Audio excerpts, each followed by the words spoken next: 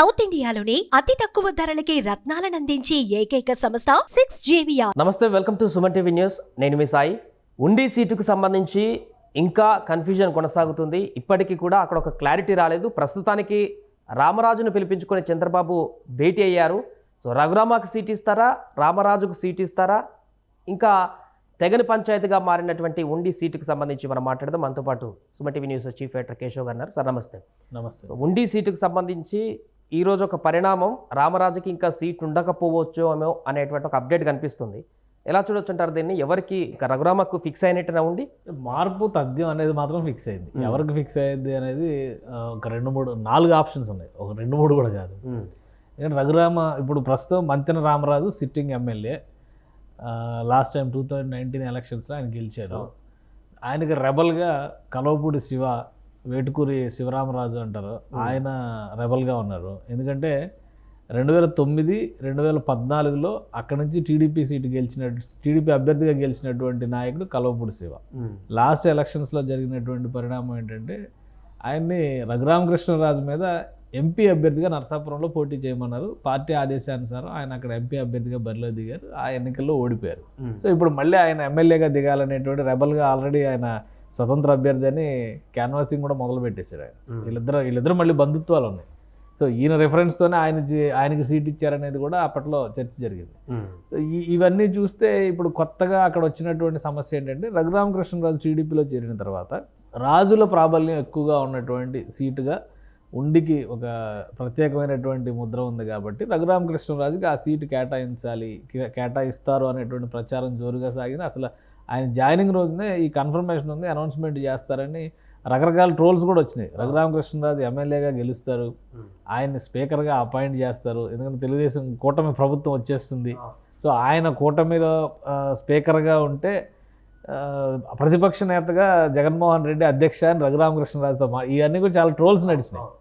So అవి చెప్పుకోవడానికి ఇంట్రెస్టింగ్గా ఉంటాయి, ఫన్నీ స్టేట్మెంట్స్ అనుకోవాలి. రియాలిటీలో ఏం జరుగుతుంది అనేది తర్వాత కాలం డిసైడ్ చేస్తుంది. ఆ విధంగా చూస్తే రఘురామకృష్ణరాజుకి అవకాశం ఇస్తారనేటువంటి చర్చ ఉంది. ఇక్కడ 3 రాజులు కనిపిస్తున్నారు.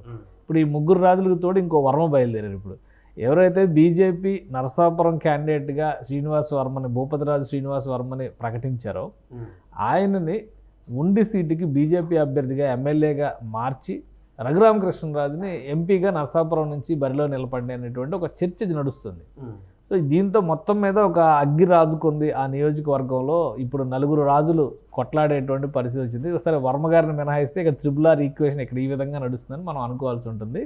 ఇప్పుడు చంద్రబాబు ఒక మాట అన్నారు, ఢిల్లీ నుంచి ఒక 3 బీజేపీ ముఖ్య నేతలు వస్తున్నారు, వారితో చర్చించిన తర్వాత దీనికి ఒక క్లారిటీ కంక్లూజన్ వస్తుందని చెప్పేసి ఒక మాట అన్నారు. అంటే గత బీజేపీ కూడా ఇన్వాల్వ్ అయ్యింది దీంట్లో అనేది ఒక క్లారిటీ వచ్చినట్టు. ఇప్పుడు నేను చెప్పిన ఈక్వేషన్ అదే కదా. వర్మని అక్కడి నుంచి ఇక్కడికి తీసుకొస్తే బీజేపీ అధిష్టానం క్లియరెన్స్ ఇవ్వకుండా వీళ్ళు నిర్ణయం తీసుకొని శ్రీనివాస్ వర్మ గారిని ఇక్కడ పోటీ చేయమని చెప్పరు కదా. అలానే రఘురామకృష్ణరాజు గారిని నరసాపురం ఎంపీగా వేయమని చెప్పరు కదా. సో అక్కడ ఒక మార్పు ఉంది అంటే అధిష్టానం క్లియరెన్స్ ఖచ్చితంగా ఉండాలి, ఎందుకంటే అది జాతీయ పార్టీ కాబట్టి.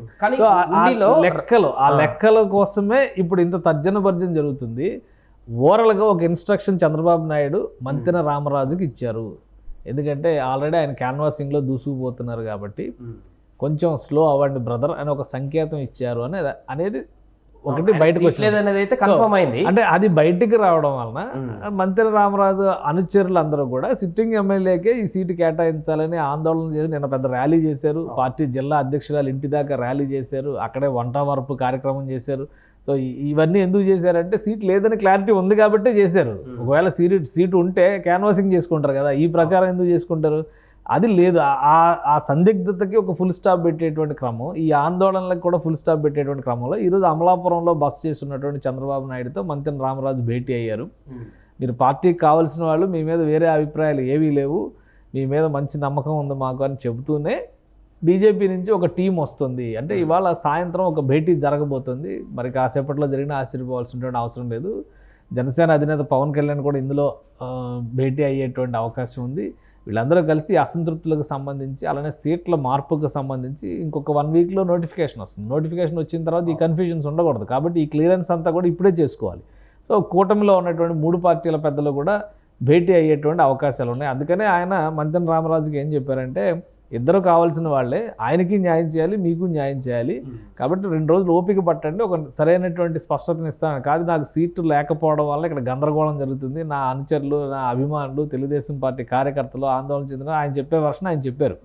సో ఇవన్నీ విన్న తర్వాత చంద్రబాబు నాయుడు గారు ఇచ్చినటువంటి క్లియరెన్స్ ఏంటంటే, మీరు పార్టీకి కావాల్సిన వాళ్ళు, మీ మీద ఎలాంటి వేరే ఆలోచన లేదు, కొంచెం సంయమనం పాటించండి, అతి త్వరలోనే స్పష్టత ఇస్తామనేటువంటి మాట చెప్పారు. కాబట్టి అక్కడ తగ్గుతారని మనం అనుకోవాలి, కానీ ఆ అవకాశాలు ఏం కనిపించట్లా. ఇప్పుడు ఈ అసంతృప్తి ఎటువైపు వెళ్తుంది, అటు తిరిగి అధికార పార్టీకి ఇది ఎంతవరకు కలిసి వస్తుంది, ఎంతవరకు మేలు చేస్తుంది అనేటువంటి ఈక్వేషన్ కూడా మనం ఇప్పటికే శివరామరాజు రెబల్గా బరిలో దిగుతున్నారు. రామరాజు కూడా ఇన్ కేసు ఇలాగనే రెబల్గా బరిలో దిగితే ఉండి నియోజకవర్గంలో రఘురామ కాదు ఇంకెవరు నిలబడ్డా కూడా ఇబ్బందికరమైనటువంటి పరిస్థితి. ఇప్పుడు ఉండి హిస్టరీ ఏంటంటే మొత్తం ఇప్పటి వరకు దీని హిస్టరీ చూస్తే 1983లో 82లో తెలుగుదేశం పార్టీ పుట్టింది, 83 ఎలక్షన్స్లో గెలిచింది. అప్పటి నుంచి ఇప్పటి వరకు తెలుగుదేశం పార్టీ కంచుకోట ఈ సీటు. 5 టర్మ్లు కలిదిండి రామచంద్రరాజు ఆ సీటు పైన అలా పాగా వేసుకుని ఉన్నారు. 2004లో మొదటిసారి ఆయన ఓడిపోయాడు. ఆ తర్వాత మళ్ళీ 2009 నుంచి ఈ వేటుకూరు వెంకట శివరామరాజు, అంటే ఇప్పుడు కలవపూడి శివ అని ఎవరైతే రెబల్గా ఉన్నారో ఆయన 2 సార్లు గెలిచాడు. మంతెన రామరాజు లాస్ట్ టైం ఒకసారి. ఇప్పటి వరకు వైసీపీ గెలవనటువంటి సీట్ ఇది. సో వైసీపీ ఈ ఎలక్షన్స్కి కొన్ని టార్గెట్స్ పెట్టుకుంది. ఇప్పటి వరకు అస్సలు గెలవని సీట్లలో ఖాతా ఓపెన్ చేయాలనేటువంటి ఆలోచన. కాబట్టి ఇంత గందరగోళం ఉన్నప్పుడు వాళ్ళు అడ్వాంటేజ్ తీసుకోకుండా ఉంటారు. సో ఆ ప్రయత్నం అది జరుగుతుంది. ఇంకా ఏంటంటే ప్రజారాజ్యం పార్టీ పుట్టి ఒక వేవ్ అటువైపు ముక్కోణపు పోరు జరిగిన సందర్భంలో కూడా టీడీపీ ఈ సీట్ నిలబెట్టుకుంది. సో అంత పట్టున్నటువంటి నియోజకవర్గం ఇప్పుడు వైసీపీకి ఒక అవకాశం. ఇప్పుడు వైసీపీ లాస్ట్ టైం కాంగ్రెస్లో ఎవరైతే 2004లో ఎమ్మెల్యేగా గెలుపొందారో అతనికే టికెట్ ఇచ్చింది. 2014లో పాతపాటి సర్రాజు, ఆయన ఓటమి పాలయ్యారు. 2019లో పివిఎల్ నరసింహరాజు, ఆయనకు అవకాశం ఇచ్చింది. అప్పుడు కూడా ముక్కోణ పోరు జరిగింది. ఎందుకంటే ఈ సీటుని సిపిఐ మిత్రపక్షంగా ఉన్నటువంటి జనసేన మిత్రపక్షంగా సిపిఐ క్యాండిడేట్ కంటెస్ట్ చేశారు, బలరామరాజు కంటెస్ట్ చేశారు. 24,000 ఓట్లు వచ్చినాయి ఆయనకి. లాస్ట్ టైం వచ్చినటువంటి మెజారిటీ మంతెన రామరాజుకు వచ్చిన మెజారిటీ కేవలం 10,000 ఓట్లు మాత్రమే. 2014లో కూటమి అభ్యర్థిగా ఇదే కలవపూడి శివకు వచ్చినటువంటి మెజారిటీ 36,000 ఓట్లు ఉన్నాయి. సో అంటే అక్కడ ఒక బలం అనేది కనిపిస్తుంది. టీడీపీకి స్వతహాగా అక్కడ బలం ఉంది.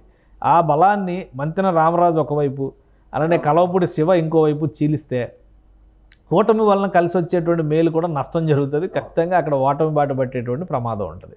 ఇప్పుడు మళ్ళీ లాస్ట్ టైం పోటీ చేసినటువంటి నరసింహరాజుకే టికెట్ ఇచ్చింది వైసీపీ. ఇక్కడ అధికార పార్టీ వైపు నుంచి ఆయన నిలబడి ఉంటే కనుక టీడీపీ నుంచి మంతెన రామరాజుని అధికారికంగా అనౌన్స్ చేశారు. ఇంకా మార్పులు చేర్పులు ఉంటాయి. తర్వాత శివరామరాజు ఒక రెబల్ క్యాండిడేట్గా ఉన్నాడు. కాంగ్రెస్ పార్టీ కూడా వేగేసిన గోపాలకృష్ణరాజుని ఇక్కడ రంగంలో దింపింది. సో అంటే ఇక్కడ పోటీ రాజుల మధ్య పోటీ ఉంటుంది, అందులో క్లారిటీ ఉంది. కానీ టీడీపీలో కుమ్ములాట అనేది మొత్తం కూటమికి చేటు చేసేటువంటి అవకాశం స్పష్టంగా కనిపిస్తుంది. టీడీపీ ఎంత బలమైనటువంటి సీటుని బీజేపీ కోటాలో ఇచ్చే అవకాశం ఉందా? ఒకవేళ ఇస్తే ఓటు ట్రాన్స్ఫర్ అంత ఈజీగా జరుగుతుందా? ఒకవేళ శ్రీనివాస్ వర్మకి ఈ అసెంబ్లీ సీట్ ఇచ్చి రఘురామకృష్ణరాజుని అక్కడికి పంపించాలనేటువంటి ఆలోచన చేస్తే ఓటు కన్వర్షన్ అనేది ఎంతవరకు జరుగుతుంది? సో ఆ గ్యాప్ని, ఆ వేరియేషన్ని వైసీపీ అడ్వాంటేజ్ చేసుకునేటువంటి అవకాశం కూడా ఉంటుంది. కాబట్టి అంతర్గత కుమ్ములాటలు అనేవి గెలుపు అవకాశాలను ఖచ్చితంగా దెబ్బతీస్తాయి. అధిష్టానం, బహుశా టీడీపీ అధిష్టానం దాని మీద దృష్టి పెట్టినట్టుగా కనిపిస్తుంది. ఈ భేటీలు జరపడం కానీ, సంప్రదింపులు కానీ, ఇప్పుడు బీజేపీ నుంచి దూతలు వచ్చేటువంటి క్రమంలో ఆ చర్చల తర్వాత మార్పులు చేర్పులతో పాటు ఇలాంటి సీట్ల విషయంలో కూడా కొంత జాగ్రత్త వహించే అవకాశం ఉండొచ్చు. రైట్.